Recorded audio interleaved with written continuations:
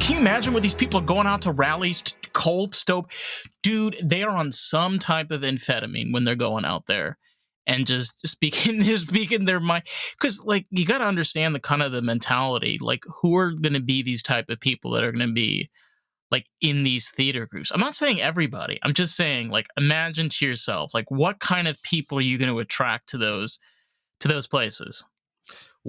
You mean to political rallies or to Broadway musicals? No. I'm talking about, like, when you're talking about Broadway production, you're dealing with actors, but these are particularly theater actors. Theater actors are very different than regular actors, because a theater actor has to, like, physically capture, it's kind of similar almost to a way where you're performing on a stage compared to where you're performing on screen. Absolutely. Yeah. Out of curiosity, are we rolling right now? Oh yeah, 100%. I don't. I didn't know if you were going to do like some sort of like, welcome to my show, and I've got I've got this schmuck over here talking to me. You know what I mean? Like. No. Okay. Oh god, I realized, like, a while back, I took a very different approach. I felt like the best way to be able to get into the zone and be able to just get into those conversations is you just start. Nobody comes. Fair enough. They're used to what the fuck this is anyway to begin with. I mean, it's called. Oh, we can be profane here too. Okay, all right, Here we go. Well, fuck yeah. I hold by George Carlin's #1 rule: the 7 words you're never allowed to say on television. Sure. That's a classic bit. Yeah. I mean, oddly enough, getting back to the musical theater thing. Yeah. Right. So this last weekend, I was at a thing called the Fanboy Convention, which is a totally not gay. Okay, yeah. Fanboy. No, come on, Fanboy. It's a I know, mixed I'm kidding. fandom. It's a mixed fandom convention. It had, like, sci-fi guys, regular television people, etc. Trekkies and things like that. Okay. Very few Trekkies, oddly enough, but really, very few Trekkies. It was this one was celebrated more like just kind of like, I guess, TV and stuff. Okay. So Vicki Lawrence from Mama's Family and Carol Burnett Show was there. Wow. Pamela Barnes and Joyce DeWitt from Three's Company were there. Dean Cain, the Superman guy. They're still alive. And they're still alive. And they look fantastic. They're fantastic. Oh my god. And it was a cast reunion of Buffy the Vampire Slayer and Bones.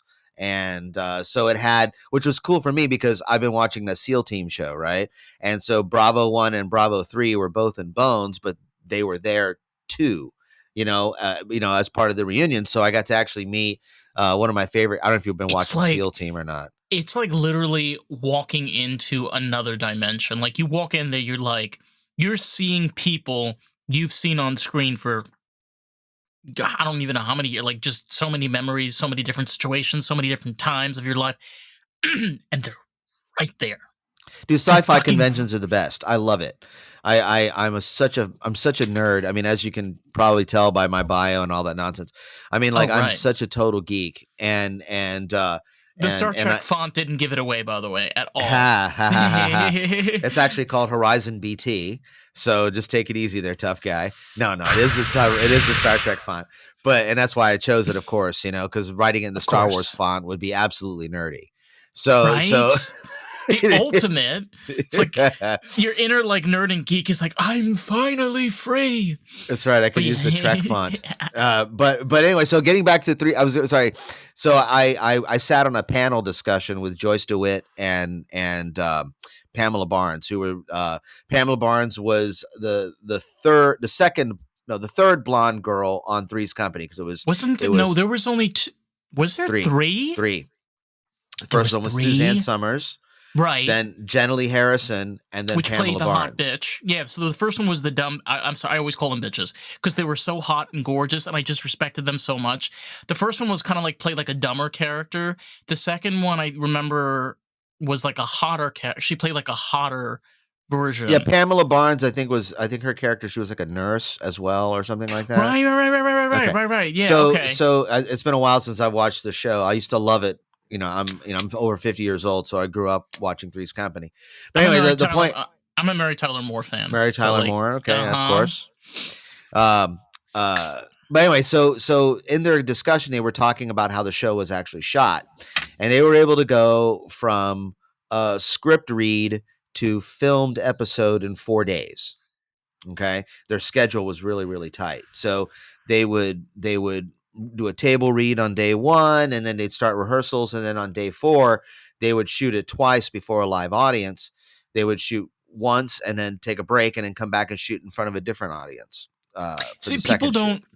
people don't realize, like, the thing about sitcom is it was each season had about like 24 episodes, Yeah, sometimes even up to like 30. sure. And they were recording in front of a live audience. Like, you take even shows like Friends, which spanned over 10 years.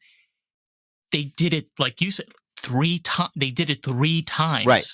But the way they did it is, which is different than a lot of the more modern shows, is they filmed it like a one act play. So they had quick change booths off to the side and stuff like that, and they had the main sets that they were using. So, for instance, like if the set went from like their apartment to the Roper's apartment would be set up next to it, and they would just literally move. They would have the cameras all set up, and everything would go like a one act play, so that they could actually get the real timing of what the show would be, which would be roughly around 24 minutes with commercials. So 24 minutes minus commercials, because 30 minutes time slot, right? So they would film it the first time, and then if it went over time, they didn't want to kill the laugh arcs. So a laugh arc starts like slow laugh to like the peak, and then it kind of tailors off, right? If you're Right. not using canned laughter. So they would find that certain jokes got crazy laughs, and so they would wind up having to cut like 2 or 3 sentences out of the script prior to it, because they knew that the crazy laugh was coming up on the second shoot. So, and then they would rarely cut between the two. So they would pick the best of the two, and that would be what would be on broadcast. But the idea, and all the people from Three's Company were all stage theater people. Like, so John Ritter came from the stage, Joyce DeWitt, even Suzanne Summers came from the stage. They weren't television talent or movie talent prior to being on the show. Which gave a very different. See, this is you could see this when you watch it, because you can tell they're theater people. They're not actors that are generally portrayed on film. I don't know how to explain. Maybe you can explain it better than I can. The way that they talk and they approach. There's something that's, well, like in theater, everything's big. different. Yeah. In theater, everything's big. So all of your movements and all of these things have to be big, a lot bigger, because right? you're playing to the back of the house, right? Whereas in television, it is about facial nuance. It is about smaller actions. It's a little more real, if you will. People don't break out into song randomly like they do in musicals. You know what I mean? Like, I guess it really depends on who you hang around, because if you hang around a bunch of musical types, you'll get to a particular line in your conversation, and suddenly, the hills are alive with the sound of music, and not everybody's Julie Andrews. not everybody. Hands down, no. I just want to go spinning around on an Austrian Alp. Yeah. Hey, isn't that everybody's dream? Everybody wants to spin around on an Austrian Alp. The way that she describes it, though, that there's like a helicopter with a man hanging out of it with a camera, like doing the panel. I'm just like, I want to be that cameraman. Yeah, they didn't have drones back in the day, so no drones. Well, okay, the Nazis had drones, but we're not going to talk about that. Oh, we can talk about that. That actually is definitely an interesting conversation. The V1 Buzz Bomber. Have you ever heard of this thing? I heard the most bizarre thing I've ever heard about was Nazi technology was. They were kind of the beginning of artificial intelligence. So, if a lot of people are not familiar, around 1968 to 1970, they had the very first scientific conversations about artificial intelligence. Oh, yeah. And that information came from Nazi scientists. Sure. That what happened was in Nazi Germany, I thought this was insane. They realized that computers work by binary code, but the computer can manipulate its own binary code if it's programmed to do so. Mm-hmm. So they were able to figure out something that they couldn't even be able to do at the time. and kind of like hypothesize and start to like theorize. And by the time the war was already over, but somebody wrote this down, and some Americans got a hold of these documentations. So they're paper clipped documents, if you will. paper clips. But the V1 Buzz Bomber, which Yeah. can just get into some weird because I'm over the age of I love conspiracy theories, all the bullshit. You want to tell me about like the caveman in the river? Let's go. Let's go. Well, the V1 Buzz Bomber it looked like an airplane with no cockpit, and it had like a little bubble thing on the top, and they launched these things in England all the time. They're crazy. And the thing would basically, they just kind of point it at London, the sort of like, okay, London's that way. And then when it launched these things off of like a catapult system, and they were relatively large. They were about the size of a Volkswagen Beetle, to give you some perspective on how big these things were. They weren't and small. They were no, they were relatively large. Yeah. They were large enough that they were able to be shot out of the sky by Spitfires by the English Air Force, Royal Air Force, because you could see them, and they're and they had a built-in gyroscope, so these things would take off and then get to a particular altitude and then level out and stay level, depending even under bad weather, etc. They would stay level, and then when they ran out of fuel, they would just kind of nosedive into whatever it was going to hit. There was no targeting system. It was just, they would say, well, let's put enough fuel in it to get it to central London. Let's put enough fuel in it to get it to southern London or eastern London, or that kind of thing. And that was pretty much how they operated these things. And they were launched from various bases along the coastline, from like Peenemünde or from France, that kind of thing. So we actually wound up taking a lot of that technology, the U.S. did, and the Soviets as well. And we started manufacturing our own buzz bombs. And if you go to the Air and Space Museum, you'll see American versions of the V1 buzz bomb. And the V2 was the big rocket. That was the Wernher von Braun rocket that would, land on various targets in England, that kind of thing. And Wernher von Braun, of course, went to lead the U.S. NASA program. Which helped down the road. Build the Apollo mission, which allowed us to go to the moon. Absolutely. He designed the rockets went to the moon, and yeah. And now, oddly enough, his vision of what the space shuttle was supposed to be, you can actually go look on this in the Wonderful World of Disney. There was an episode that Von Braun did back in the day, in the 60s, and he showed his version of what the space shuttle should be, and it was a typical rocket with the shuttle sitting on top of it. Right? What does that remind you of? It reminds me of the new SpaceX Starship. It's the exact same thing. So somebody figured out what von Braun ultimately wanted to do back in the 60s and made it a technological reality. The only reason why this is 100% fact, and you can check this right now. The only reason why the space shuttle looks the way it does, I don't remember who it was in the time of NASA. He wanted it to look like an airplane. Yeah. That's the only reason why. Literally, the only. So. Well, it also had to have airplane characteristics because of the design. When the shuttle comes down out of orbit, I don't know if it rides upside down on the Earth, or when the shuttle doesn't fly anymore, but when it did, the shuttle would launch and then go backwards and basically ride upside down, and like the Earth was below it. So you would look out the roof and you would see the surface of the Earth. So when the shuttle would come in for a landing, it would do this kind of pivot, it would do this roll, and then the thing would land as a glider. So there was no propulsion on the shuttle when it came into the Earth's atmosphere. It was a glider, a giant glider. Okay. Yeah. Now, compare this to the Buran, which was the Soviet copy of our space shuttle program. The Soviet Buran, which only flew one time and was completely unmanned, it was controlled 100% from ground control.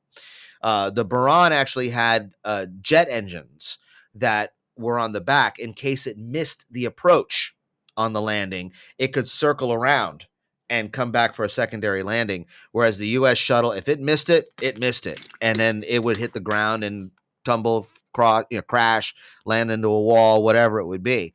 Luckily, that never really happened on the landing.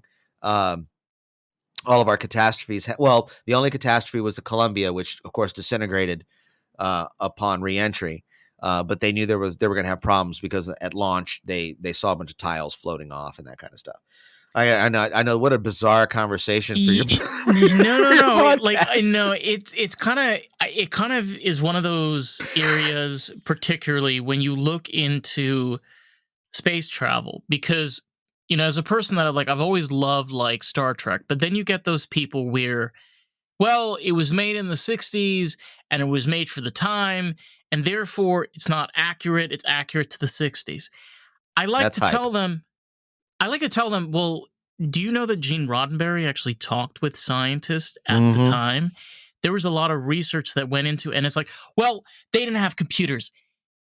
I'm starting to believe that maybe Gene Roddenberry actually kind of saw what the computer might be in the future, Sure, where you don't need internet in the space when you have artificial intelligence. Let's be real honest. Why would sure. you need to have that? You have all of that in your facility.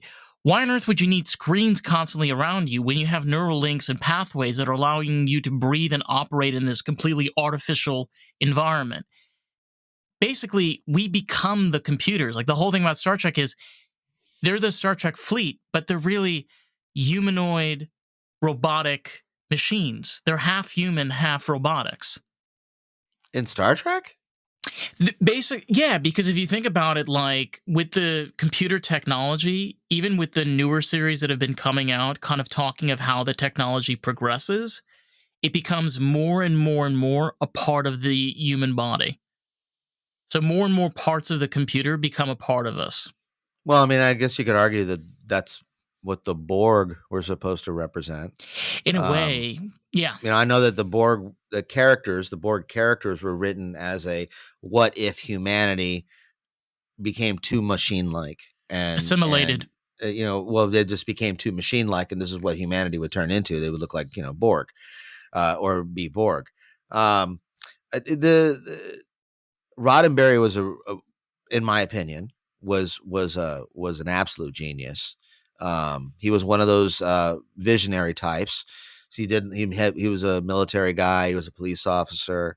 I don't know if you know this about him, but he was a police officer. Matter of fact, when he wanted to get noticed by Hollywood as a script writer, he showed up. The story is that he showed up at the Brown Derby, which is this famous like kind of like Hollywood hangout, It doesn't old exist fart. anymore. Yeah. Yeah, he showed up at the Brown Derby and in full motorcycle cop regalia, right? And showed up at this table full of producers and just threw a manila envelope down on the table and said, "Read it," and then walked out the building. And it was him turning in a script because he couldn't get anybody to answer his phone calls, so he just decided to show up dressed like a cop into a restaurant, and nobody bothered to stop him. You know what I mean? Nobody stopped him. You know what I mean? He was an It's a imposing guy. He police was like, officer, yeah, right? he was like 6'3". He wasn't a small dude either. He was like 6'3", dressed like a motorcycle cop with the helmet on and the sunglasses and the whole thing, and just plops this manila envelope down on the table in front of a bunch of Hollywood producers and said, "Read it," and just kind of walks out. It's like, okay, you know what I mean? Like, I bet that script got read. But the thing about it is, like, even since the series has been released, the similarities of technology that we've developed up until now, there are things that are somewhat Sure, accurate to a certain degree. It's like it's interesting. Humans have a hard time predicting the future, but there's a difference where you have people that are visionaries, where they're not trying to predict the future. They're trying to predict a hypothesis, you sure, know, of early stages of whatever the technology is. Like, sure. what could this develop to? How far can this go? What could this computer turn into, or whatever it can be? That level of deep thinking, I don't know. I don't feel most people have that ability to be able to do something like that. Maybe I could be completely wrong, but I don't know. Well, no, I mean, sure. I mean, it definitely takes uh, someone that knows the history of the history of humanity to be able to predict the future. So you're going to find that most of your best future predictors are people that can quote history like it's nothing, because like the Cylons said in Battlestar Galactica, this has happened before and it'll happen again. So Battlestar Galactica, the reboot, not the 78 version. Oh wow. Okay. Yeah, the reboot, the one. You've gone through the whole series basically. Yeah, this has happened before and it'll happen again. And that was the premise of the show, was that humanity seems to have this kind of cycle where it claws itself out of the dirt, becomes the superior being on whatever planet it's on, and then creates these robot servants to deal with the things that they don't want to do with, and eventually those robot servants have an uprising, and then they have a war, and then they have a problem, and then humanity gets wiped out, and the robots get wiped out, and it starts all over again. Blah blah blah blah. We're all about the artist. That is the whole purpose of this podcast, period. And you have a really valuable tool. You can share this with artists, people that are creative, someone that can enjoy this podcast and really enjoy the experience of Lost in the Groove. So with that, let's jump back to today's episode, shall we?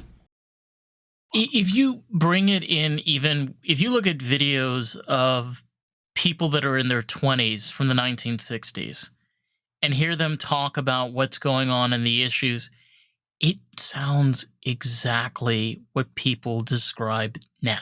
Sure. No, it's incredible. I'll tell you what's really a fun trick. Because YouTube has got all these available, but you can look up the State of the Union addresses from just about every televised president, and they all say the same stuff.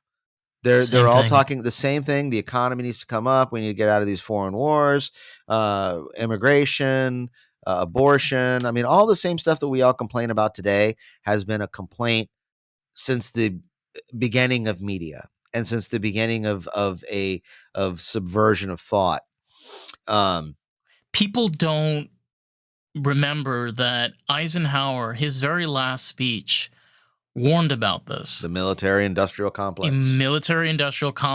And it's just, I'm like one of those. This is the biggest conspiracy theorist of all, and I love it. It's where a lot of technologies and things that we like. A touchscreen, the touchscreen has been around since the mid-50s. Sure. Not like this, but sure. There was other forms of, like, there are so many different things. And where is all of this happening? Is somebody monitoring that this is not getting into the wrong hands? It just raises so many questions. What getting in the wrong hands? Technology that is not available to the main public. Oh, okay. Black Ops projects and stuff like that.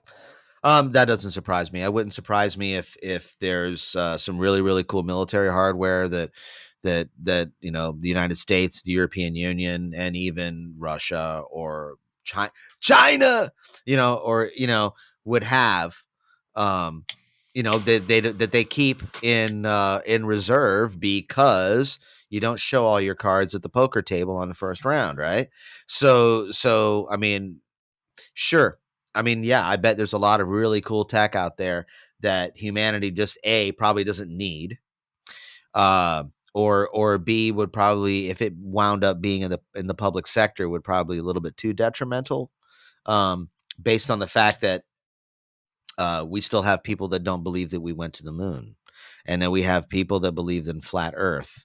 And then we have, there's like a lot of things that you just kind of scratch your head on and you go, listen, man, I'm with you to a certain point. I'll give you an example. Okay. Getting on the flat earth thing, right?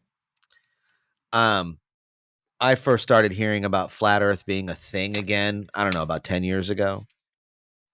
Because you always heard about flat earth, whatever, and then you realize that Galileo kind of proved that wrong, and then Columbus, et cetera, and all the other explorers and whatever. Okay. Pictures of the earth from the outside, Okay. So as a joke, I went and joined some of these flat earth pages on Facebook just to see what they were saying. Yeah, just to get a giggle just out observe of this. Their world, right? Okay. Get a giggle out of this, you know what I mean? And for a while there, it was pretty amusing, whatever.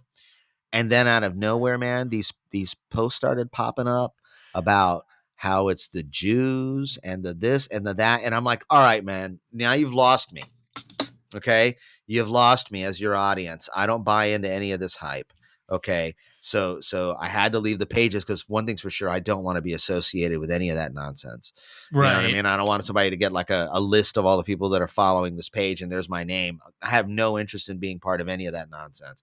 I like a good conspiracy theory like anybody else, but it has to be plausible. And somewhat And realistic. well, yeah, exactly. It has to be plausible. It has to be something that like, okay, I can buy that. Like in other words, I'm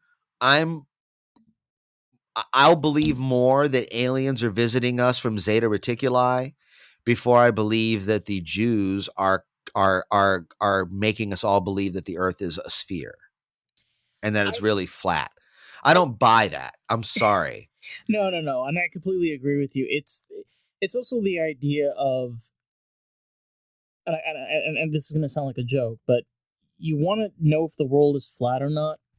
Come to Florida, okay? Florida is literally sea level, okay? Sure. You could stand in Orlando, just kind of like the central of Florida. Yeah, you in Florida? Yeah, I'm currently living in Florida, and you could see Where? this. I live in Fort Lauderdale area. So you're in Lauderdale. Yeah. All right. It's real fun. Fuck you, East Coaster. I love the fucking East Coast. I'm from New York, baby. West Side, baby. West Side, Tampa, baby. West Side. Are you? Oh my god! You mean West Side, like the West Side of Florida? That's right. Get What's up? Get West Coast, baby. West Coast. West Coast. That's right. Before Manifest Destiny, we were the West Coast of the U.S., baby. All right. So to make this a mutual conversation, we're going to put it in Orlando. So you could stand in Orlando and look at the sky above you.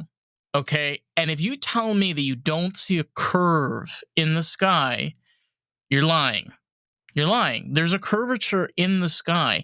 The reason is that explain to me how it's possible where a place that is sea level. Okay, so if the world was flat, right? If a place was sea level, how is it possible that it's not under the ocean? The only reason why Florida is not under the sea because it's sea level is because the earth is curved. Right? Okay. I understand it's actually shaped more like an egg. Like apparently, but whatever. I mean, whatever. But that's what I'm trying to say is like it's not flat.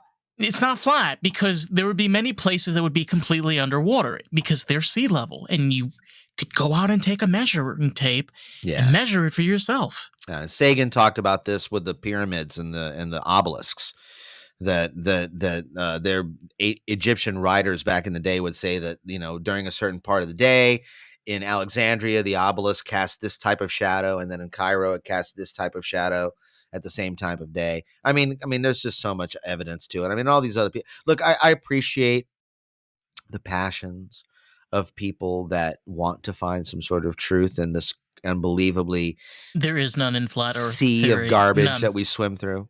None. And the only truth is death and taxes, man. That's it. Those are the only two things you can count on: death and taxes. And good deaths are hard to come by these days. What now? Good deaths are hard to come by these days. Oh man, yeah. I mean, I look. I'm one of those people that I certainly do believe that there are people that have outlived their usefulness on this planet, right? And that humanity is not a fine wine. There's plenty of us. There's lots of us, I mean, there's definitely certain unique ones, of course, everybody's unique, etc. There are those that are more unique than others, to quote George Orwell, an Animal Farm. Great book, by the way. Movie was okay. Now, how are you going to make Animal Farm the movie? I know, and it was cartoon. How are you going to make Cats the musical the movie? They did that. What I mean? They did that. And it was a turd. It was sandwich. Terrible. It was worse than The Acolyte. Okay, so that's the new level. That's the new bar. Wow, that is a really low bar. Like I don't think you can go any lower. The thing is, man, I really wanted to like that show. I did. I really wanted to like The Acolyte, only because I like the idea that Star Wars is continuing and that people are still making Star Wars, etc. And they're even barring the nonsense that was the Abrams and Ryan Johnson trilogy movies, 7, 8, 9, they were watchable. I But Acolyte is kind of unwatchable. It's as, as a person that like, okay, I don't know about you, but I kind of appreciated the novel books that came out in the 90s, and there yeah. were kind of a number of series that even came from Timothy Marvel. Zahn is a genius. He ruled he Heir to the Empire, all those great books. Why not make those, man? There's stories about the Sith Lords, even the early Sith houses, and Sure. how Old they Republic came, stuff. and there's also, people are like, well, what about Yoda and his.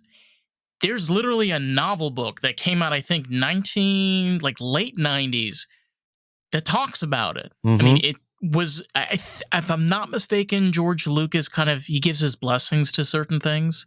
So that's how like some people put together the lore. I'm pretty sure he did, but I'm not 100% sure. But like, they're just, it irritates me because when I see it, I'm like, okay, you're gonna turn that into a movie, turn that into toys, gonna turn that into an attraction at the Star Wars Pavilion in Disney World. Okay, that's there because they needed a paycheck. Like, I'm watching something that literally looks like Disney's like merchandise. This is a merchandise movie. I don't like merchandise movies. Yeah. That's I get it. I mean, Lucas, for the most part, did the same thing with Empire and Return. Even though he didn't direct them, he did write them. And look, I grew up during all that time, man, and I was happy to have the X-wing and the B-wing and like the Millennium Falcon and the TIE Fighter. I was happy to have those toys. Growing up as a kid, it was a lot of fun. I mean, my kids, like this morning, it was the sweetest thing. Oh my god, it was the sweetest thing. I'm hearing my 8-year-old playing Star Wars in the other room, and he's terrible at it. But I oh my mean, god. like he's terrible at it. Like he really doesn't know the character development. He doesn't really get it or whatever. But I had a hard time remembering when I was 8, if I remembered that, or if I just made up Right. my own stuff based on these characters, these little dolls that I had, these little action figures that I had, and but I'm so happy and elated that my kid is playing Star Wars. I'm happy and elated that my kid, my oldest, he's 8 and he loves Schoolhouse Rock. Wow. The 50-year-old in me who used to have to wait in between Saturday morning cartoons to catch a 3-minute music video on multiplication, and he can watch them at will on demand on Disney Plus. And no, you laugh. You laugh. My It's kid knows more. wonderful. My kid knows more about the Constitution than you do, pal. Keep that in mind, because he's memorized these friggin' Schoolhouse Rock videos. His multiplication is off the charts for a kid in 3rd grade. I mean, the other day, just as a joke, I started messing with him and we started doing long division, and very long numbers, like and nailing it. He's got all of his multiplication stuff memorized. He's got his basic division concepts memorized, and it's all thanks to Schoolhouse Rocky, the chip off the block on your favorite Schoolhouse Rock, ABC. Back when ABC actually stood for something, and they were actually a decent network. But Yeah. and now they're owned by Disney, and 20th Century Fox is owned by Disney. Yeah, but Disney, even like, for example, I'm 25, and I can tell you, growing up, like when we had Blockbuster and there was video rentals, and Oh yeah, when Disney was actually affordable to go to, it was a different, environment, where like you knew that when you were playing like the Disney Channel, or Playhouse Disney, sure. when I was a kid, it was not bad. It was like I actually learned stuff from those shows that, believe it or not, Sure. like just sometimes just pop in my head. Now they have more access to their fingertips, so they're able to get the stuff that, for example, you were able to get, maybe things that I was able to get when I was a kid, which makes things easier. But it's kind of strange in how those things don't exist anymore, even though they had some value that they did give over to children. Well, I mean, they do exist. They just exist on demand. They're not making new product, Right, right, right, unfortunately. right. You No, know, I think now if they were to remake Schoolhouse Rock, it would be like the ultra inclusive Schoolhouse Rock yeah, culture concept. appropriation, And the then, nine yards. but if you actually watch Schoolhouse Rock from back in the day, it was more diverse than most television shows are today. We just didn't give a crap. We didn't care. You know what I mean? Like I think that's the biggest misconception about the older generation versus the younger generation is that the younger generation looks at us and they say, "Well, you guys are just a bunch of racists back then." No, we just didn't give a shit. It was a big difference. We didn't care.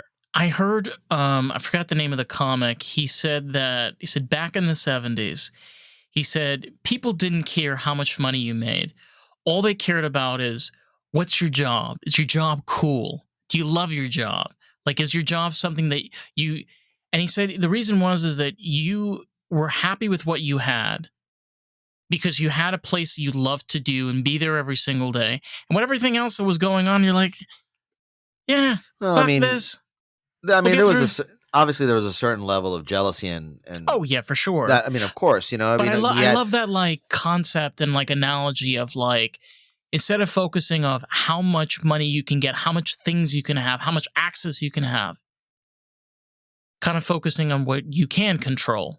Things that you love to do, the things you love to share, the things you love to be a part of your family and offer to your sure. family. You know what I mean? There's a difference with that. Yeah, I mean, there was a there. It's just a different type of sense of morality and a different Sure. sense of responsibility, and I think that uh, in my time, um, Back in the old days. back in the day.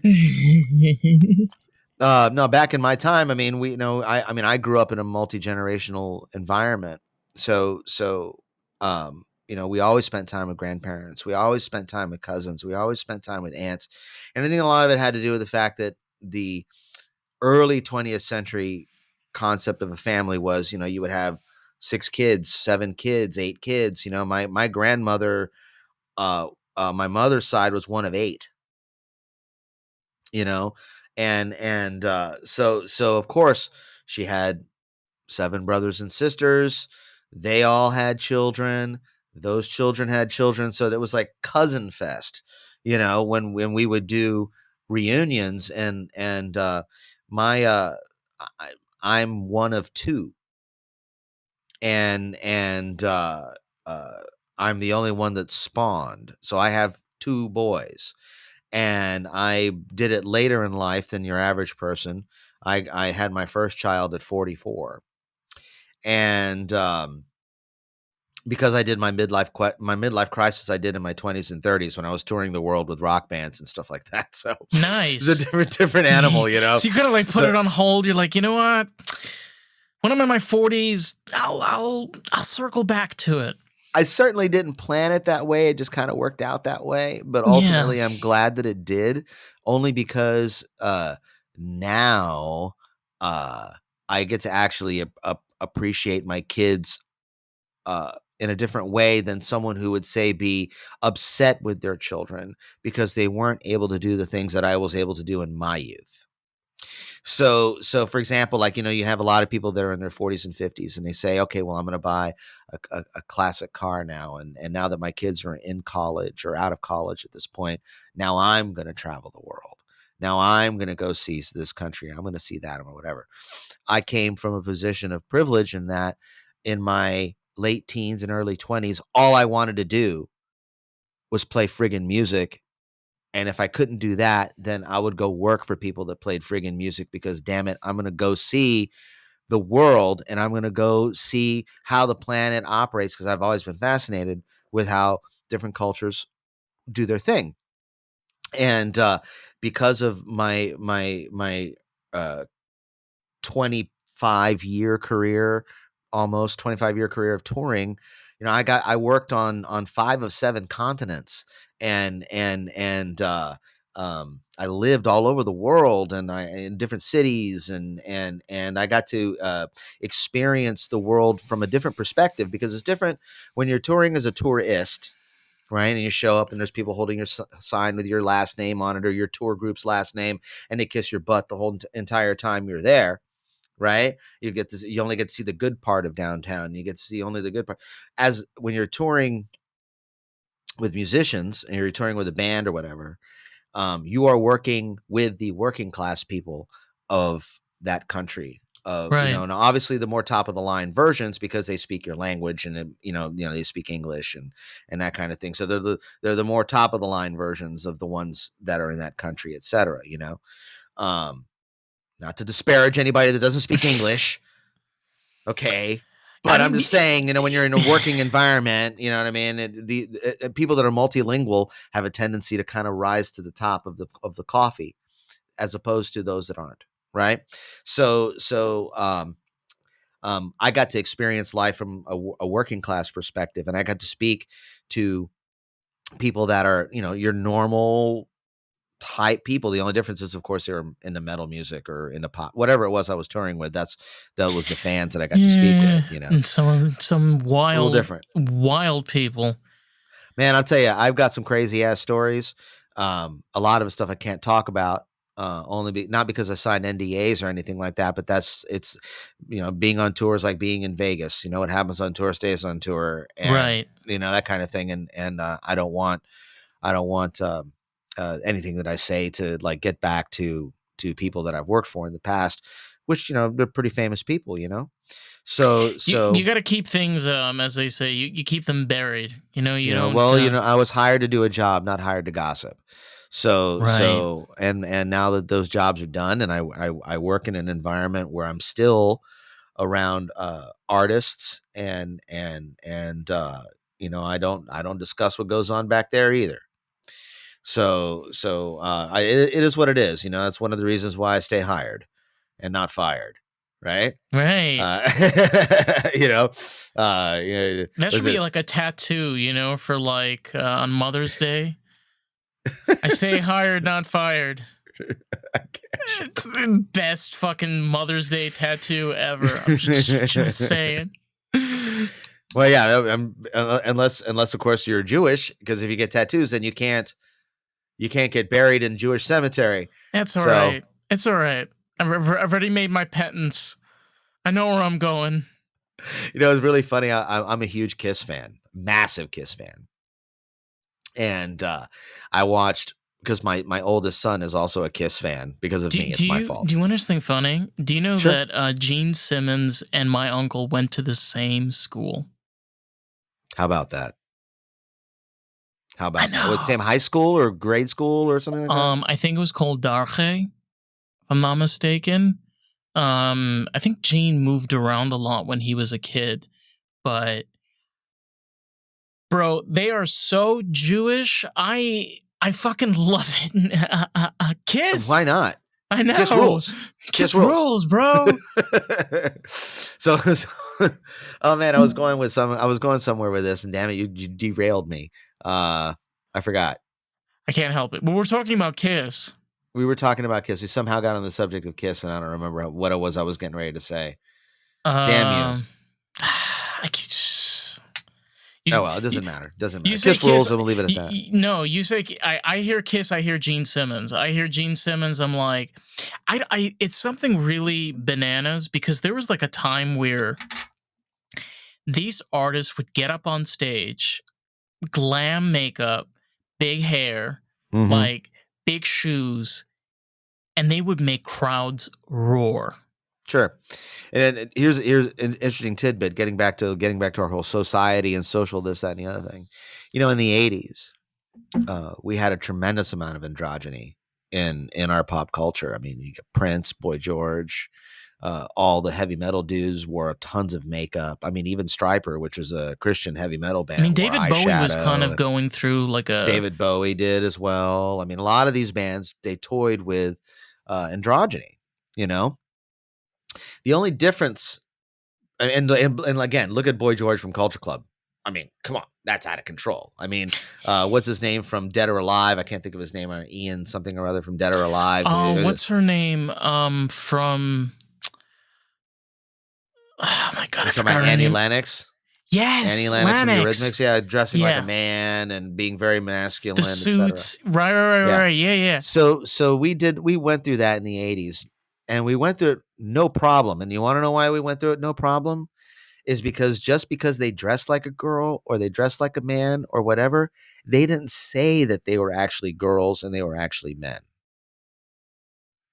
There's a big difference, Yeah. right? So when Bret Michaels from Poison puts on, leather, lace, and lipstick, he's not a woman now. He's still Bret Michaels from Poison. And he's still going to steal your girlfriend. Oh, You he know, is. so You better so run. I'm just saying, like, so this I think this is the big difference between now and then, is that we didn't really have a problem, and I think nobody still does. I don't think anybody has a problem with androgyny, right? I think that people have a No. problem with this concept that just because I dress a certain way means that I am. So donning a ribbed forehead does not make you a Klingon. Putting pointed ears on does not make you a Vulcan, any more than putting on a pair of stilettos and stockings makes you a woman. Now, I'm sure that people are going to get very upset with me or whatever that hear this, but I'm sorry. That's just that's the time that I grew up in, and that's the mentality. This is why I really don't care. As a Gen Xer, I really don't care what you dress like. I really don't care what you do. Any of this stuff. There's a certain line you're not allowed to cross. When you start putting the stuff in family oriented programming, this is an issue because my children watch family oriented programming, and I don't want to always have to necessarily watch what they're watching before they watch it. I want to be able to trust that the people that are doing programming for children understand that this is for children, and they don't understand some of these adult concepts any more than they would understand quantum physics. I think it's one of those things pertaining to even with sexuality. It's where it's a thing that you develop as an adult. Yes, it's important to have conversation with teenagers at the right age. But I can tell you from my own personal experience, I don't think it would have been healthy for me to have these conversations when I was a kid. Of course You not. know, Don't get and it. no, and it's more of where whether parents be perfect or not, okay? Because parents are people regardless. But parents have an obligation to raise their children. And the point of education, society, and culture, these are all things parents want their children to have. But again, according to Hey, it's Dave, and I quickly just wanted to jump in and say if you've been enjoying the podcast and enjoying this episode, if you can leave us a review on Apple Podcasts, that'll be so greatly appreciated. Because here's the thing, someone might read that review and make the choice if they want to listen to the podcast. You get to help grow this podcast with us. How fucking cool is that? Let's jump back to today's episode. What the parents want for their kid. It's your child, like Sure. you had either your wife or partner or whatever, raise this kid together. And then you have all of the outside world telling you, no, you should be telling your kids these things. No, your child doesn't have to tell you these things, but the school, we can take care of it without telling the I'm like, where are the parents? I get it. Not every situation is perfect, but it's not your decision. It's That's the true. parents' choice. Sorry. Well, it's supposed to be the parents' choice. It is supposed to be. Yeah. But unfortunately, I come from a family of educators, right? My dad and my mom, both were school teachers, and my mom was an elementary school teacher, and I remember being a very young kid, and we brought home this little girl who had just terrible parents, and we brought her home for Christmas, right? And she stayed and spent the Christmas holidays with us because the mom was like a drug addict and all this stuff like that. So there are parents that rely on the school system to raise their children because they're just not good at. They're not good enough at it. They're not. In other words, they're just don't. Again, it goes back down to this destruction of the overall family arc. When you had 7 brothers and sisters, or 6 or 4 or whatever, there was always this one sister that was terrible and caused all the problems in the family, right? And if she had children, then, or if he had children, that brother, that was a complete disaster. If he had kids, then okay, those children would wind up going to one of the better homes in the family, and then they would raise them, and because it was a sense of internal community. I think a lot of that is lost. I think that the struggle for individuality that was so flippin' prominent in the 60s by all these hippies that are ultimately the worst generation ever. The hippies were terrible. I don't care what anybody says. Crosby, Stills and Nash sucks. Bob Dylan sucks. Okay, the Beatles are all right, but those things are terrible. Okay, Woodstock sucked. Okay, I don't care what anybody says. Period. Everybody that was at Woodstock is the reason why things suck today. Okay, I think that's the reality. No, I hear you. It's one of those things. Don't blame people that went to Van Halen concerts, man. Don't blame us. Okay, if you thought Crosby, Stills and Nash was great, and then you thought it was even better when Neil Young joined, you're part of the problem. I do like Jimmy. I'm not gonna lie though. I do like Jimi Hendrix. All 3 records until he choked on his own vomit. Thanks, bud. You know what I mean? Like, yeah, you were a good guitar player, but you wrote 3 records, and then you died. Well, he had actually a lot. He had a lot more recordings than just 3.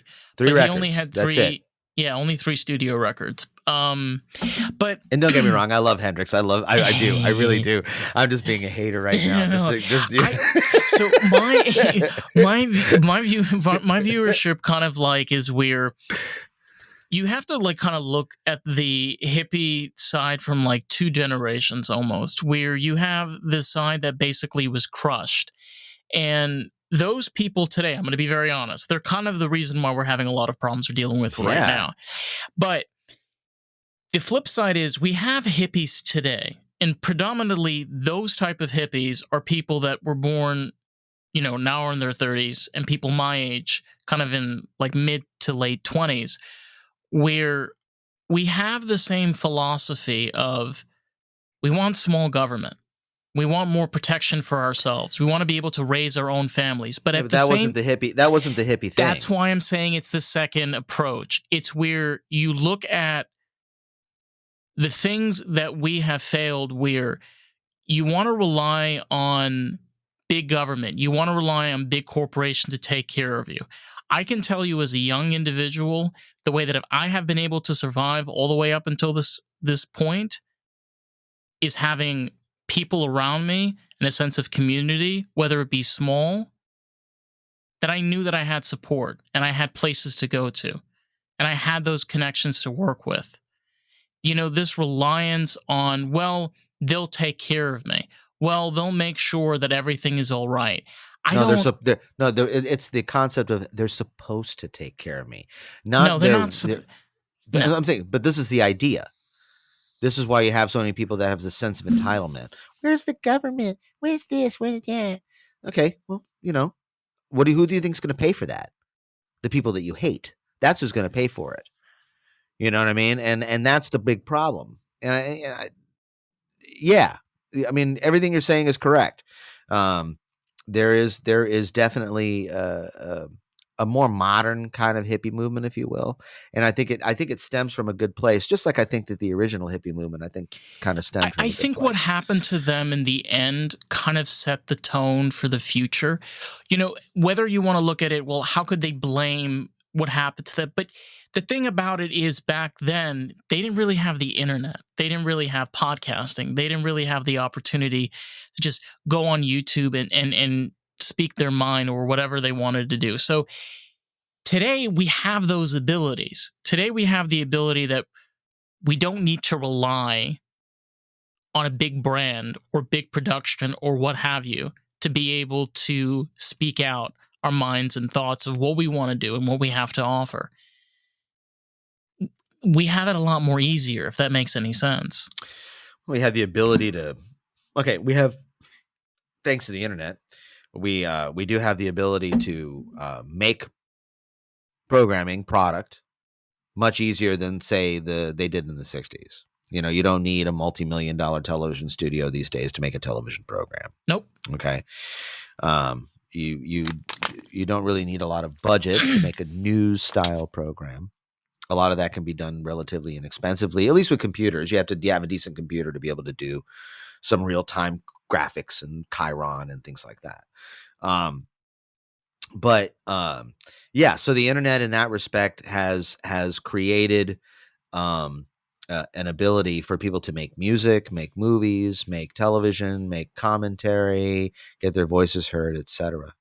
And I think that that's what's scaring government the most out of anything, is that freedom of speech was always a great idea, so long as the people that were allowing the speech to be heard towed some sort of line, towed some sort of party line, But the way that our founders wrote our First and Second Amendment, and it's just so beautifully written. Sure. Because you can't say that it's not what it says. It literally states word for word.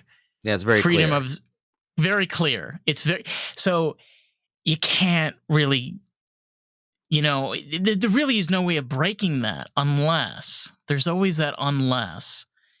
And I mean, for the past 200 odd years, they stayed intact.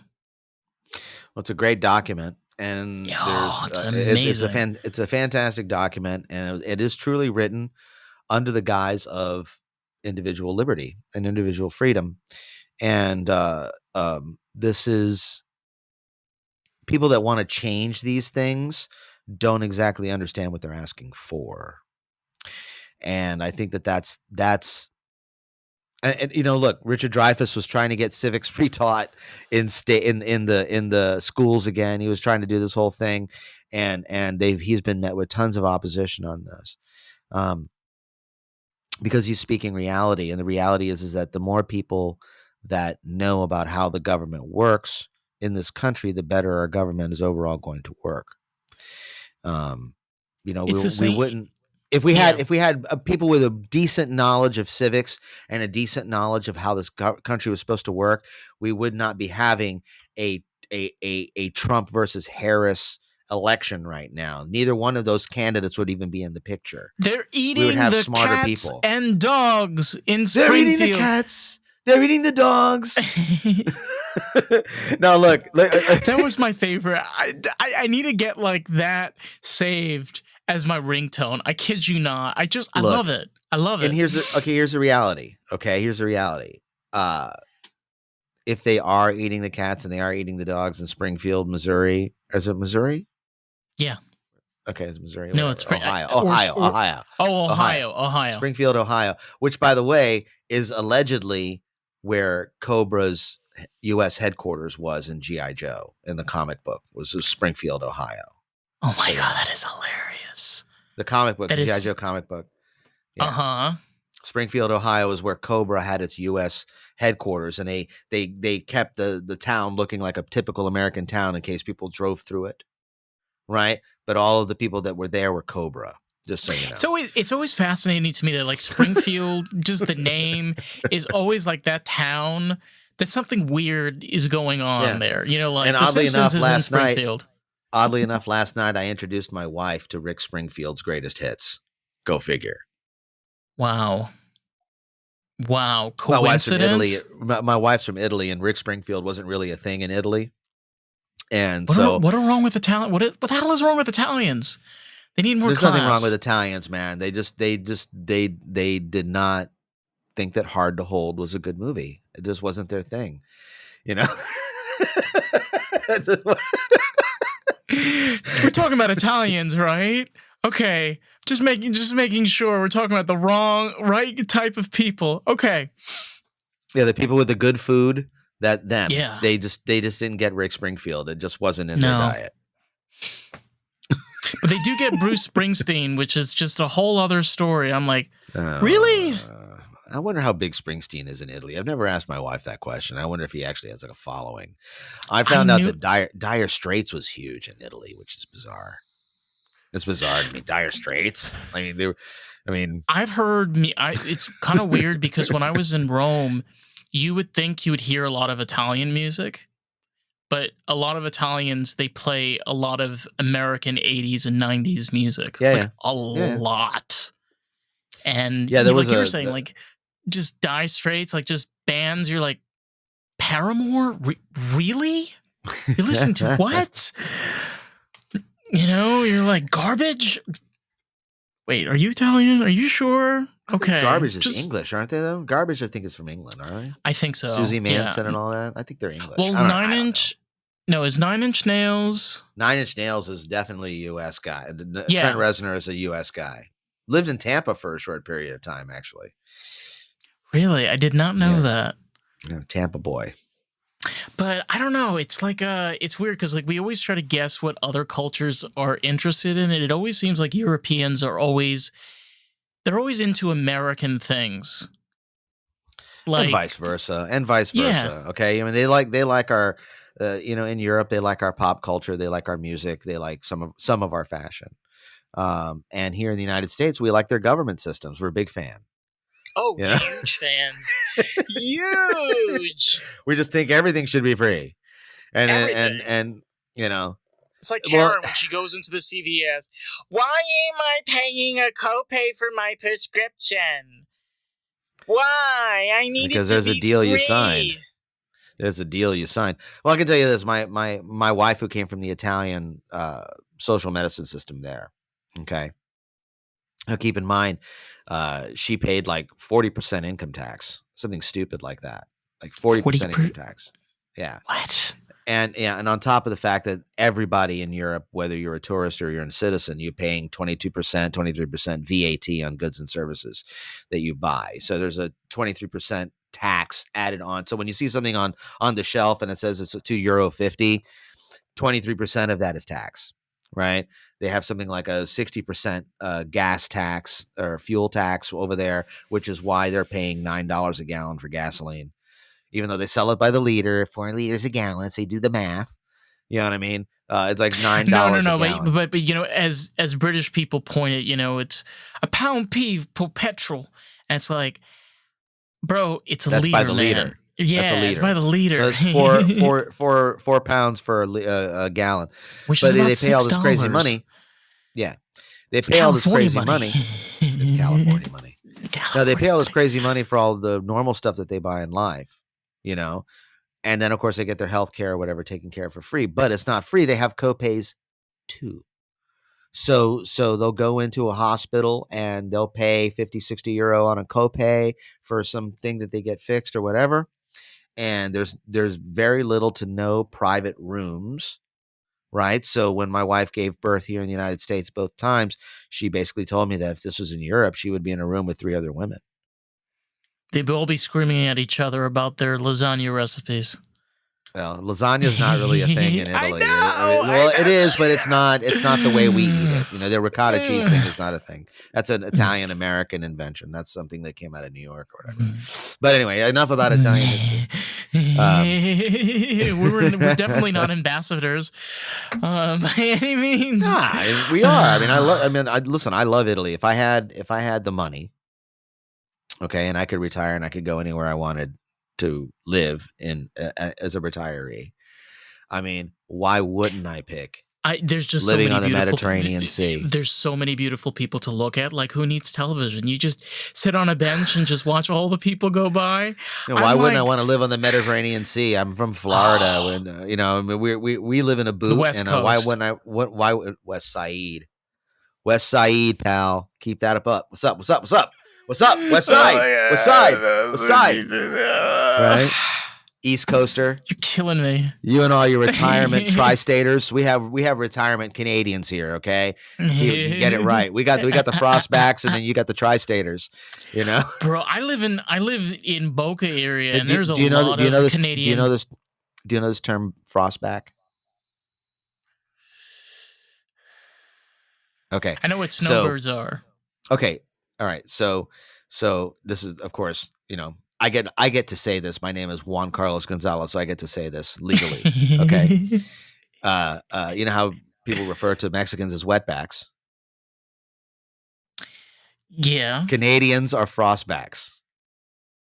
God, dude. I think it's only fair that they have a disparaging term too. It's only God. fair.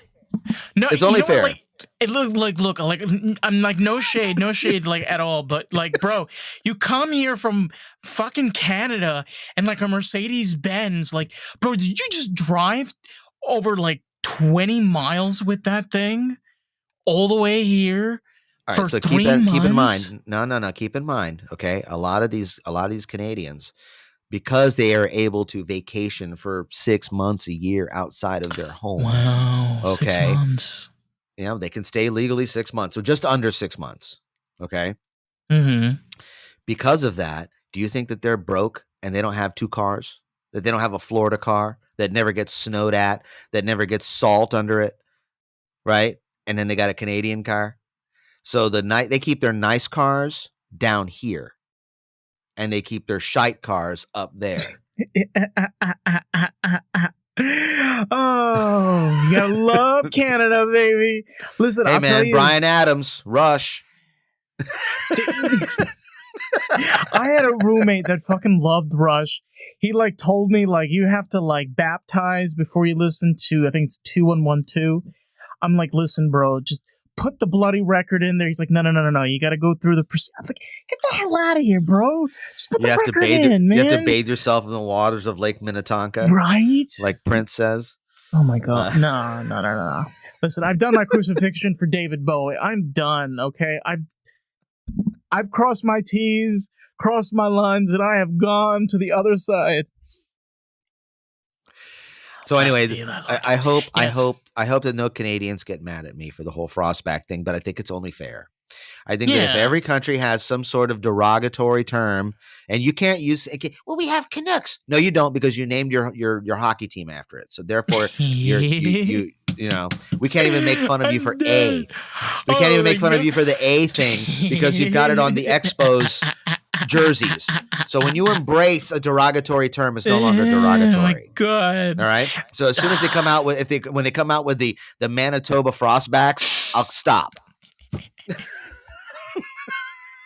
Listen, Canadians have given us a lot of stuff. Let me tell you. All right, Hey man, Martin Short. I'm a big fan. Captain Kirk from friggin' Canada. So I mean, yeah. William Shatner. He's still alive. My God. I know. I love that guy. I love him so much.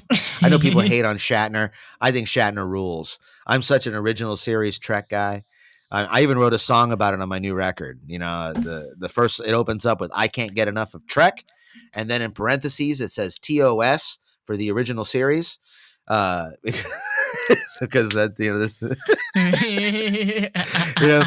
but man, I love Shatner. He rules so hard, and he's been to space while he was still alive. James Doohan got to go to space, but he was already ashes at that point, so it doesn't really count. Yeah, it's like partial count. It's like being half Jewish. It's like kind of counts, kind of doesn't. Well, it depends. If you're a woman and you're half Jewish, then that's okay, right? Because isn't that how that works? The whoever's giving if the girl is Jewish, then the baby's automatically Jewish, right? Isn't that how it works? Correct. So forgive my Catholic. No. You're doing great as a Catholic. God bless you. Thank you. Well, I'm a big fan. I'm a big fan of the Jewish people. I am. I'm a huge fan. I mean, we make a mean gefilte fish. Let me tell you. No, and to get overly political, of course, I'm siding with Israel on this whole nonsense that's going on over there. I'm a statistician type person, and according to the world census, according to the world census, there's roughly is it 14 or 15 million Jewish people worldwide? Yeah, less than before the Holocaust. Yeah, but 14 or 15 million people Jewish worldwide, which includes the populations of Israel, New York, Miami Beach, and Los Angeles. So there's a clear underdog going on when you have 15 million versus 1.5 billion people that don't like you. There's a clear underdog. It's a very, I lived in Israel for 3 years, and I worked with somebody. Did you do the military service? Is that why you were there? No, they didn't want me. I wasn't, Okay. I like to say I wasn't good enough for them. That's my excuse. But in reality, I really just like did not answer any of the letters or anything. So, Oh, okay. Dodger. Draft dodger.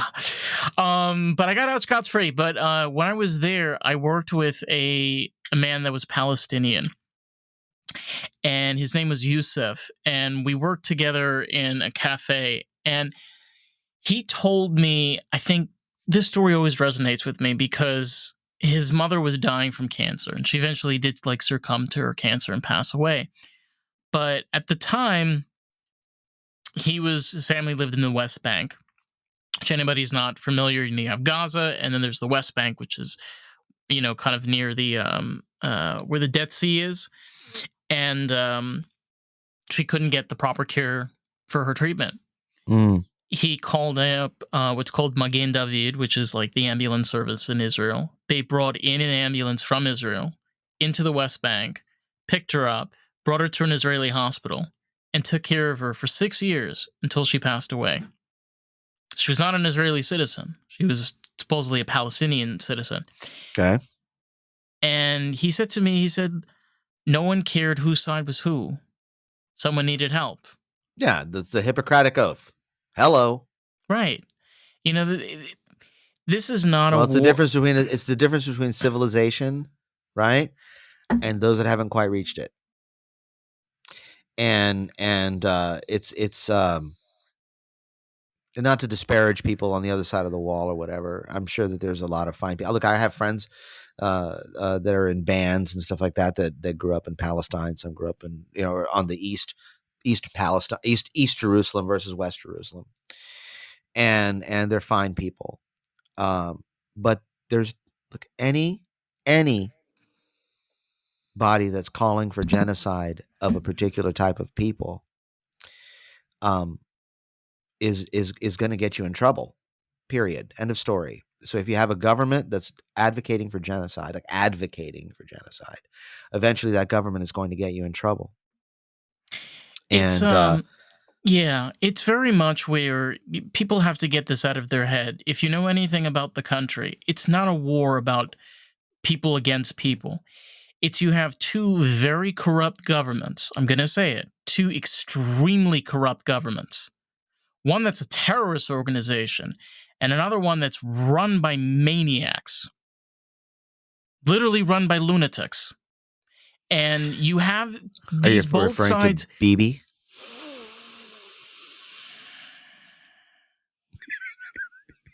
You're touching the depths of the waters.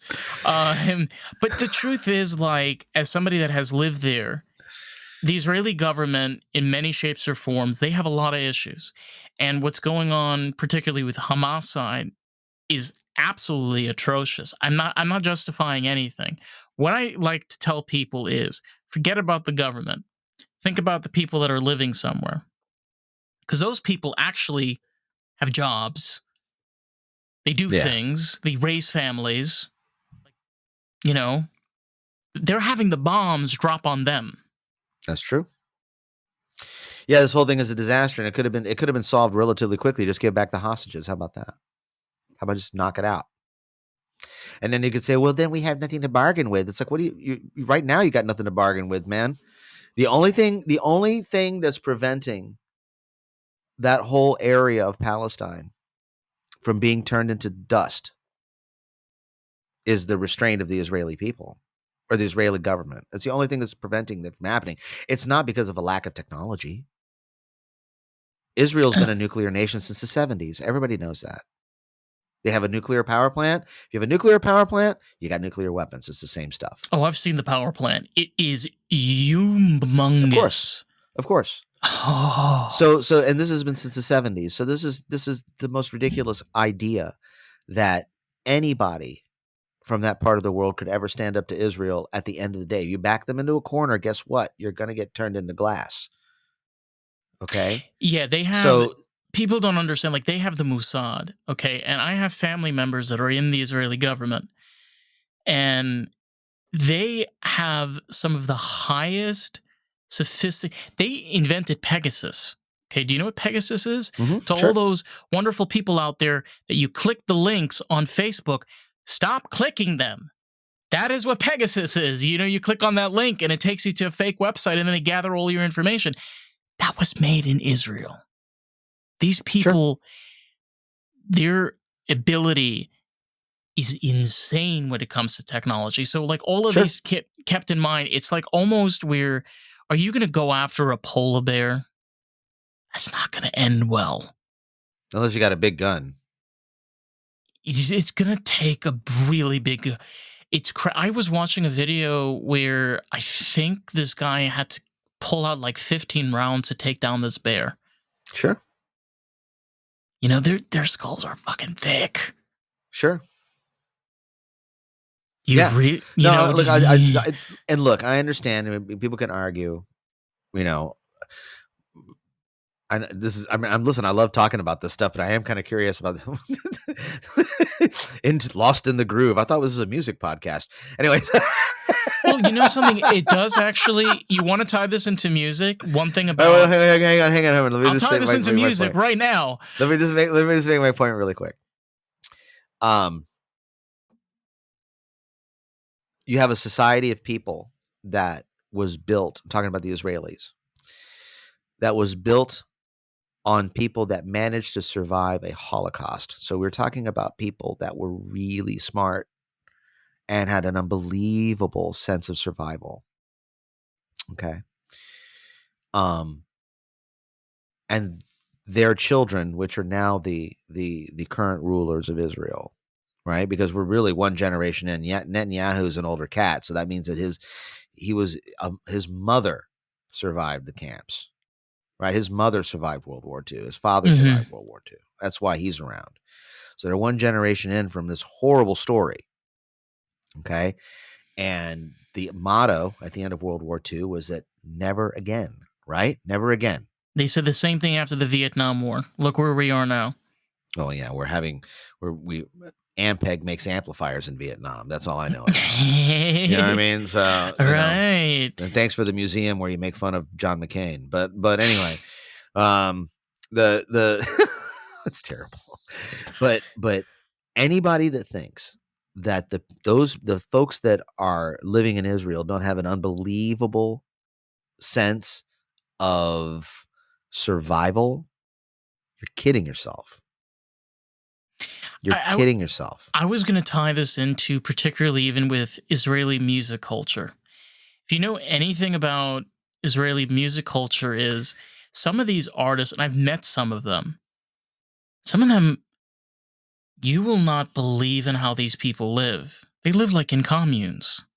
They live in these apartment complexes. Some of them have like 4 or 5, and they're band members.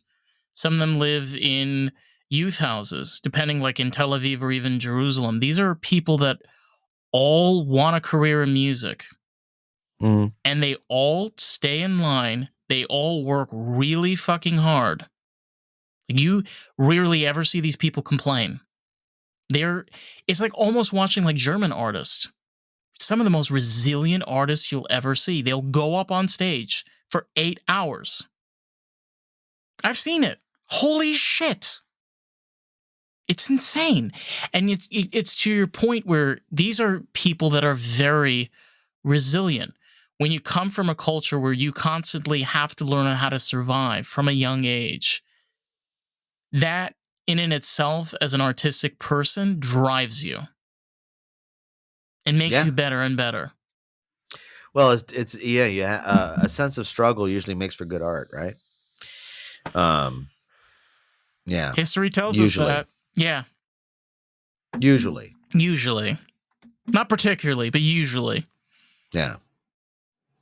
Yeah, there's definitely a lot of crappy like art that comes out of the third world, but I mean, it's not their fault. They don't have we love you, Lithuania, but keep trying. Come on. Hate on the Lithuanians. Listen, man, they've come out with some weird music, okay? Like, let me tell you. It's all typical Euro pop, man. Yeah. And even Israel enters Eurovision every year, so take it easy there. You know what I mean? Like yeah, but believe it or not, Eurovision sometimes doesn't show some of the strongest artists in Israel. Like, Netta, she was one of those underground artists in Israel. to be fair, she wasn't like the top of the under. Yeah, I've seen some of the other top underground artists a lot better. Not saying that she's not great. It's just, sure. there are people that are just have more ability and I skill. remember Afra Haza. She was like a thing like in the late '80s, early '90s. Afra Haza. She was a really cool singer. Came out of Israel. Was Yeah. she the one? Did she used to sing with a band, or she No, used to she sing was always solo? Afra Haza. Yeah, she was a singer. And I got a friend of mine. They're in a metal band from Israel called Melakesh. I don't know if you ever heard of that band or not. It sounds familiar. Yeah, They and do it all in Hebrew. no, They do it no, in no, no, English. in English, Wow, in English. interesting. Yeah. There is that very. I think it's kind of not interesting in a way, but kind of odd, where you have a lot of artists that are from non-speaking English countries that a lot of their music is in English. Like, for example, you take ABBA, right? Mm-hmm. They're all Swedish. Sure. And all of their lyrics, or most of their lyrics, were written by an English lyricist, guy from England, because their grasp of the English language wasn't. It was conversational, but it wasn't lyrical. So But they hired an English guy to write the lyrics for them. yeah, but the way that they were able to like sing the songs, I mean, as a Sure. person, do they come off as being Swedish? Maybe sometimes, but Some of the things are a eh, little. Some of the things are definitely Euro English. You know what I yeah. mean? But that's okay. I mean, that's fine. I mean, I'm sure that if I did a record in French, they would be like, dude, what, really? Matter of fact, in my new record, I in one of the songs, I song's called "I Love Anime," which is the current single, by the way. Did you put Japanese in there or Korean? I sang in Japanese, Oh and wow, and I had a friend of that's mine. bold. You pulled a No, Bad Bunny. Bad no, Bunny no, no, did check, that no, check, too. no, check this out, pal. I have a Okay. friend of mine that I met while I was touring in Japan, Mhm. and I sent her my Google translated lyrics of what I wanted to say, and with the kanji and the whole thing, and my recording of me singing my Google translated lyrics, and she responded with that, oh no, no, no, no, that kind of thing, and she then sent me a current Japanese way of saying what I wanted to say, along with the kanji and along with the pronunciation, so that I could sing it correctly and sound as Japanese as I possibly could, being the fact that I'm an American, right? So, but having watched all these anime shows as a child in original language, I kind of remembered how these guys used to sing, and the dramatics when they sing, they're like, "Makurura sura o utahuchite," like this kind of like Yeah, this dramatics, like Yamato, like the kind of thing. So it's kind so of like with Korean dramas. Yeah, I almost where haven't like they listen. I get haven't been really. privy to that. I'm still not on the BTS thing. I haven't quite No, no, gotten into no, the no, no. Korea thing. Korean, no, no, no. Like Korean dramas, because Korean dramas, when they get into those singing, because they break out into song, which is very weird. Okay, Kind of like so it's like musicals. Bollywood. Yeah, kind of. But it's like almost like your guts are spilling out of your fucking mouth. You know, you're just like, whoa, she must be in so much pain right now. like But like like the sorry, people in Squid Game, or maybe the actor that was in Squid Game that was in the Acolyte. I feel so bad for him. I feel so bad for him. Oh my god, he was in the Acolyte. I feel so bad for him. Why would Disney do this to us? I mean, take this perfectly good actor from I, Squid Game, put him in this terrible show. I Oh, just poor guy. so many questions, so many answers. But how did you pull how did you pull off the Japanese recording? Did you actually were able to like Yeah, I nailed it, bro. And you nailed it? I nailed it, nailed the hell out of it. I've had a few of my other Japanese speaking friends tell me that like my accent is pretty good. I was like, it's pretty good. So and look, I love Japan. It's a wonderful country to go visit, and everybody there is just so super cool. And but there's a perfect example of a society that stays super cool because it stays super cool, meaning that um, the Japanese people, especially the traditional Japanese people, are very happy to be Japanese and understand that in order for Japan to stay Japan, Japan has to stay Japan, and it can't be other things. So, like when you go visit there, as a round eye, and you go visit over there, and you'll see these signs on some of the bars and some of the restaurants there that say no gaijin, right? And gaijin basically just means foreigner, alien, right? And the reason for that is that nobody in that establishment is interested in translating a damn thing for you. Nobody in that establishment is interested in putting English letters underneath the kanji to make you feel more comfortable. Okay. So they're like, this friggin' bar is for Japanese people only, and frig right off if you're not one. And I'm fine with that. I'm totally cool with that. I 100% get it because you know their culture is way older than our culture. It's older than European culture. Why does it need to conform? They had functioning organized crime. Okay. When our ancestors were tending sheep flocks and wearing loincloths and scribbling on friggin' cave walls. Okay.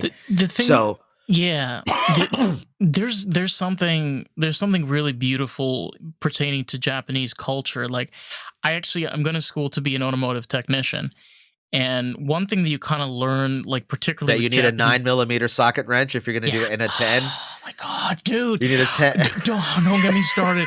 Japanese cars are a whole other.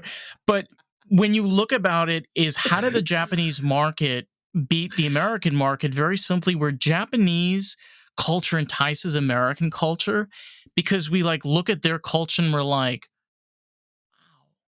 this is really fascinating. It is. Like whenever I look at any kind of piece of equipment that comes from Japan, for example, and how like Toyota used to build their 4-cylinder engines back in the 90s, just the way that they thought about the diameters of the bores, the type of Are you materials talking they about use, the famous 20R and the 22R? the million mile engine. That's what it's called. It's called the million mile. But I had a you, 20R and I had a 79 and an 81 Toyota Celica. So I had a 20R in both those cars. And it was a great car. bulletproof. But that's what I'm saying is like you think about the culture that comes from where they see we see an engine as like, just an engine, but to them they see it like their culture, their ancestry, the craftsmanship, how each piece is supposed to work. Why? Just the sophistication that they put in to sometimes the most simplest things. Why? That's just the Japanese That's their way. thing. That's their That's their thing. thing. It's great.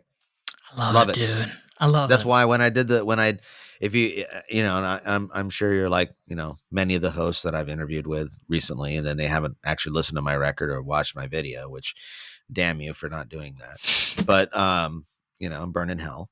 I like but to have.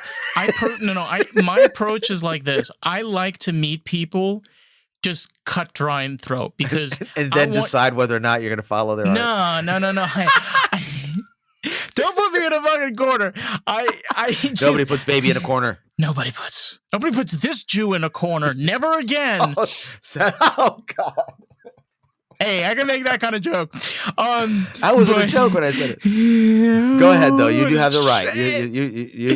You have the lack of foreskin to do it. So go ahead. I personally feel the best way to meet artists is when you first start to talk to them and you get an understanding of who they are as people.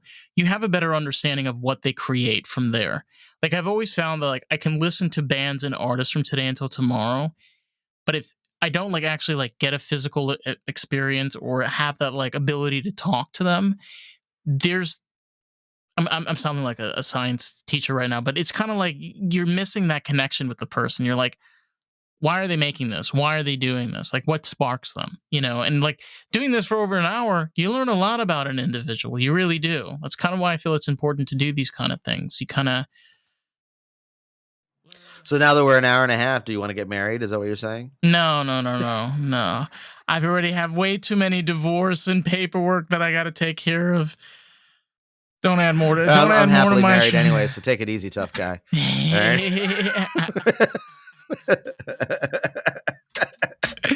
I did mention I was gay, but if that's something you want to discuss with your wife, that's always. Are you? Are you gay?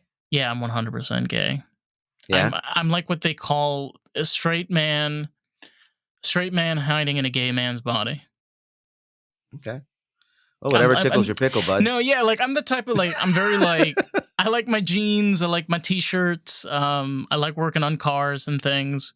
So, and I love music. I just love the art of creativity. I feel like if I didn't have art in my life, I don't think I would have a purpose of living. That's real. That's real. Certainly life would be a lot more boring. But yeah. We'd have more episodes of The Acolyte.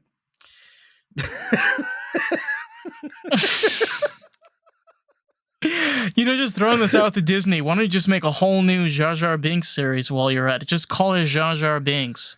Dude, the coolest thing that I've ever seen is this. Well, not the. I'm going to say that, but it's not the coolest thing I've ever seen. But let's just go there. Let's go with it for right now.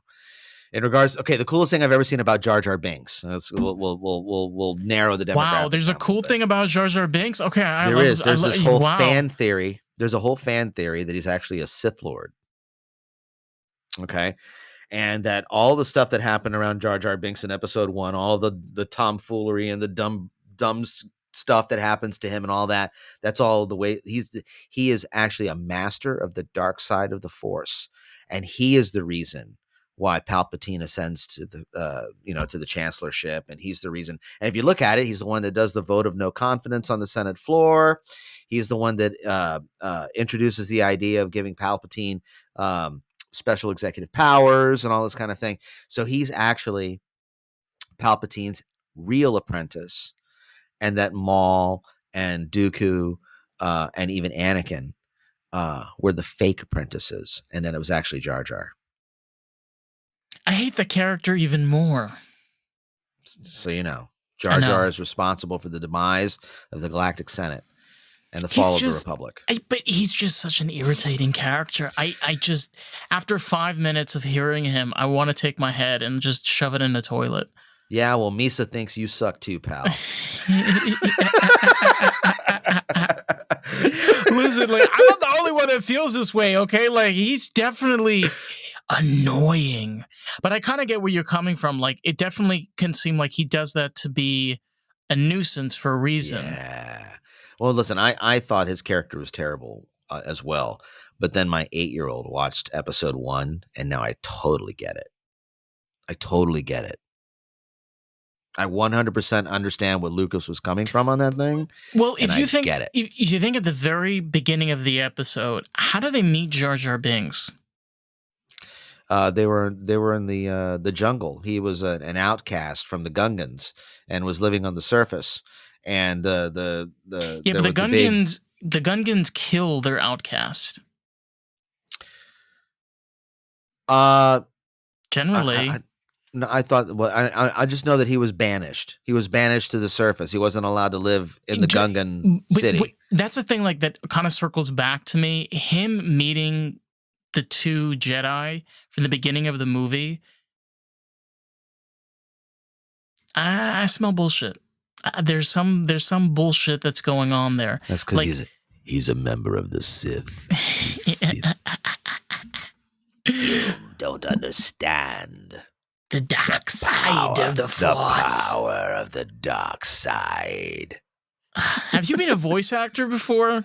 I should be. Yeah, you should. I actually got to meet Ian McDermott, who's the guy that played Palpatine, again at a sci-fi convention, and he was doing this whole like panel thing, and they had open mics there, and anytime I see an open mic, I'm ready to just ask the most ridiculous question of these people to get them to laugh, So I said, listen, you're a hell of an actor. You've done all these things. You've done stage, you've done television, you've done movies, you've done all these things. And what did it feel like to send Samuel Jackson out of a window?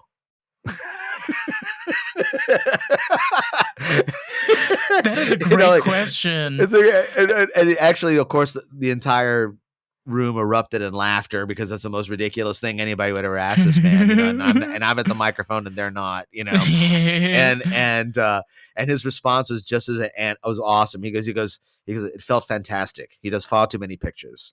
It's like, yeah, good old Palpatine. I mean, he was the one that got to push the dude that had to have a custom colored lightsaber. All right. Yeah. Just for him. All right. Nobody else got a purple lightsaber. Nobody. Right. Only Samuel L. Jackson. Only Sam Jackson. And I'm not throwing shade on Sam. I like Sam Jackson. Oh, he's a wonderful dude. I thought he was great in Jurassic. I thought he was great in Jurassic Park. Oh. Nobody ever talks about his role. Turns out like it turns out his go-to word is motherfucker. Like that is damn his it, man, I hate this hacking shit. No, I like Sam Jackson, even though he did do Secret Invasion, which was just as bad as The Acolyte, but whatever. You know what I mean? You should get that tattoo, dude. You've said it way too many times this episode. Like it's official. It has to get tatted. I'm only doing it because I'm doing a big silly on it. That's all. That way you can hashtag Acolyte when you're putting this up. You know what I mean? But for anybody out there that wants to get an Acolyte forever tattooed, ideas thrown out there. Acolyte forever. Acolyte forever. Show off your beta. Good luck. Good luck getting that through Disney World. All right. Can I plug my record already? Can I plug my record? Plug your record. Let us know where these people can find you. Your music. I know you have a website where all of your stuff is. It's super easy. If you go to cosmicpunch.com, so COSMICPUNCH.com. From there, you can find links to all of the streaming platforms where the records are available. There's also the music videos are on that page as well, and they link right over to the YouTube. You can actually watch it on the website embedded, but if you were to actually go to YouTube and of course like, share, and all that nonsense, please. I don't have a record label. You're fully independent. 100% independent, and that's because I own all of this gear. Because I'm a studio engineer, I own all this recording gear, and I might as well be doing something, creative with it outside of what I do as a martial artist, doing engineering for other people. Because I always like to say there's art and then there's martial art, right? So you have art is the stuff that you create, and martial art is when you're just chopping wood in half.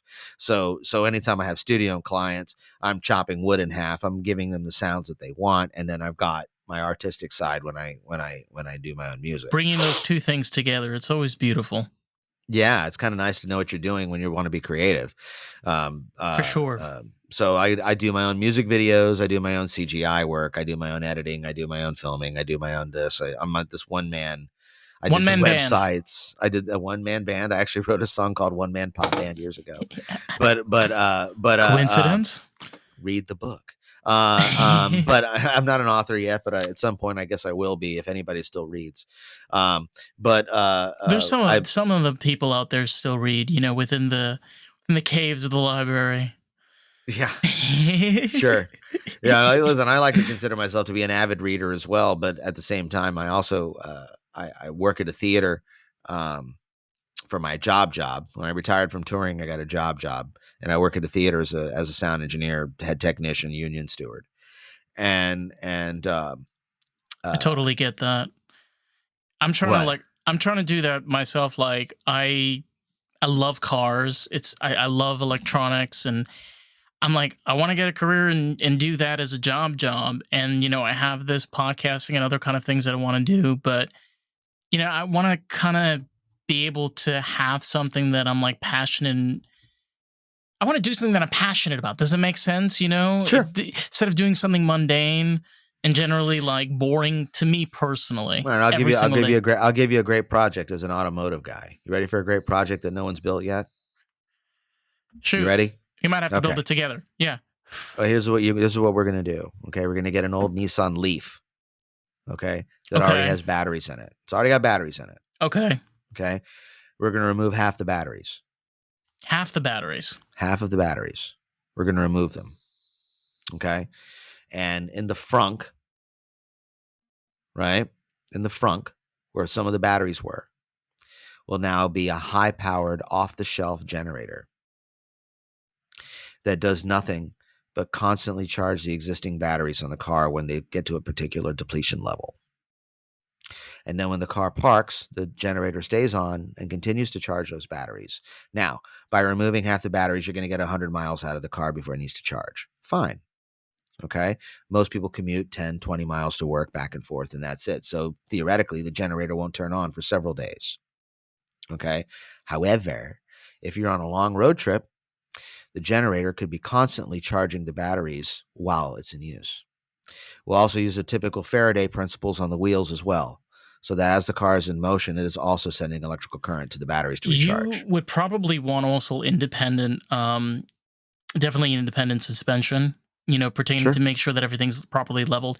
The only thing that could be concerning is, especially with regeneration, these batteries tend to have a problem of overheating. So every single time you're recharging them, their properties can become more and more susceptible to overheating. That's So fine. So typically, while the car is in motion, it's going to be getting air through it through an air dam, just like your engine. So you pipe the air dam into the battery compartment to keep batteries cool, air cooled. so Pretty basically simple. having vacuum pumps. Okay. I like where you're going with this. We definitely we got to figure out a project like this in the future because Now, the way to do it would be, like I said, you take an existing electric car, remove half the batteries, pop in a generator where the batteries used to be. The weight differentiation is going to be the same because an off-the-shelf generator is going to weigh as much as your NiCad batteries are going to weigh. I honestly was thinking taking like a Miata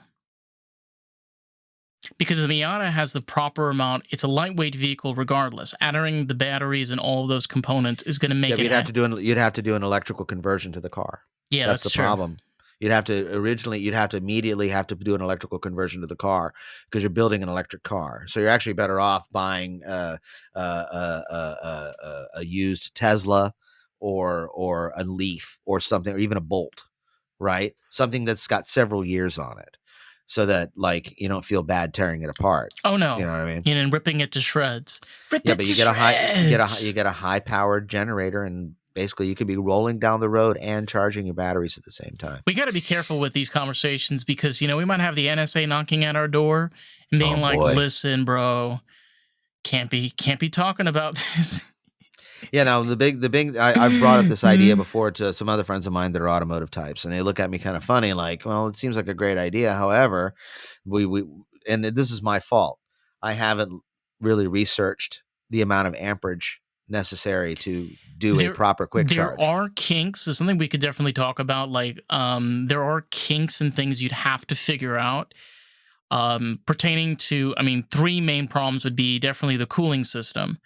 The second problem would be proper pressure system because you'd have to be able to keep proper pressure throughout the entire vehicle. Well, pressure for what though? Pressure pertaining to, if you're going to be putting in independent suspension, basically need to have some type of pressure regulator to allow it to be able to balance out. Unless you do Now, why? something. Just out of curiosity, why? First off, why would we need independent suspension? Why wouldn't the existing functionality of the car work? I'm trying to think of ways to allow the regenerator to have as much ease as possible. So meaning that it doesn't have to do as much force and power. For example, if you had they do this sometimes in hybrid vehicles where you have all-wheel drive. So all Mm-hmm. wheels are spinning, which allows the batteries to absorb more power than if you just have only two wheels that are turning. Yeah, but those batteries are charging through braking, not through forward motion. So No, you could have the same system. Like for example, I love on where the this Leaf, conversation is going. By the way, this is amazing. the Leaf has regenerative braking as well. right? Just like the Prius and the Ionic, well, not the Ionic 5, but the Ionic before that. And they had the regenerative braking. Most hybrids do, and electric cars do as well. But I'm talking about adding the Faraday principle as well, where while the car is in motion, just like an electrical generator, like a steam generator, how it spins and it creates electricity. Why can't a car moving forward also do the same thing? And deliver electricity to the charging system, even if it's delivering it to a capacitor, which then distributes that electricity to the batteries. If you're using capacitor technology versus battery technology, trickle charge technology. So, all this and not this is on my record, by the way. So everybody go to cosmicpunch.com. Great segue. Great segue. No, like all serious is like go check him out. I'm telling you, like Punchy. We're going with Punchy. We're going with Juan. No, it's Punchy. Everybody calls me Punchy. It's a nice nickname. Okay. It doesn't rhyme. The reason why I love it so much is that my name Juan also sounds like check 1, 2, 1. I should get that all the time. Check 1, check 2. I mean, it's pronounced Juan, but Americans are like Juan. No, yeah. My name is Juan Carlos Gonzalez. It's a nice Irish name. I actually have a good friend of mine. His name is Juan Carlos, but I call him JC. My granddad used to call me JC.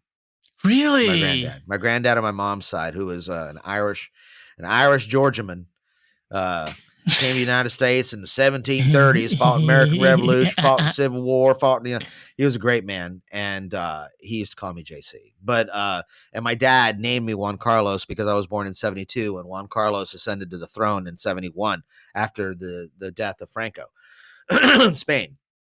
So my dad, being a monarchist type, he named me after the King of Spain, and I thought I had the most unique name in the world until I actually went to Spain and saw how many people were named Juan Carlos. No, it's just crazy, man. It's an unbelievably unique name in Palmacia. Very, very unique. In Palmacia, Tampa, and New Tampa, and those areas, Juan Carlos is unbelievably unique, but not so much in Madrid. So, Punchy Gonzalez, ladies and gentlemen, and non-binary people. Sure. If you want to check out more of the podcast, you can find us on Facebook, TikTok, Instagram, and YouTube at Lost in the Groove Pod. This has been Lost in the Groove. I just listen to some fucking music. Just get lost. Listen to my music. If you don't, then you're a total jerk and everybody hates you. Just remember that. Or on the east coast of Florida, in your case. Yeah. No, I'm on the West Coast. Yeah, what's up? Right. No, I know you're on the West Coast. With all the East Coasters, they gotta jump onto the right side. The right side. So Fort Lauderdale, go visit. If you're in Fort Lauderdale, go to the Culture Room. Greg's a great guy. Go to the Culture Room if you're in Fort Lauderdale. Okay, if you don't, then you're one of the worst people in the world. Remember that. Yeah. There's a lot to experience. I don't think I've ever been to the Culture Room. And currently you fall under that demographic, just so you know, the worst person in the world. You're I'm fucked. I'm really fucked. You're totally done. I'm done. I'm finished. This is the end of my career. You can rectify yourself. Oh, really? Yeah, go. Just go see a show there. I mean, Greg's a super cool guy. Wait a minute. I think I've been to the Culture Room. They had a show. No, I've been there with Molchat Dolma. They're these post-Soviet band from Belarus. Okay. They look like they're from Belarus, from post-Soviet Russia. You know? I've been to Belarus before. I can tell you that it's a heck of a place. It's the last official communist dictatorship in all of Europe. Really? They still have the red star on their forehead and the whole 9 yards. Yeah, they're not playing around. This is why they're good buddies with Putin. Or at least the leader is. Jesus Christ, man. This world is crazy. Thankfully, we have drugs.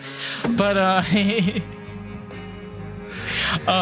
thank you so much, man, for coming on. I mean, it's absolutely been a pleasure. And to anybody we'll do it again let's do it again sometime. Yeah. We'll pick a totally different subject and then ramble all around it. We got to build this car, though, in the future once I finish school and everything, though. Hashtag hurry up. Yeah. All right, motherfuckers. Catch you on the next one. Peace.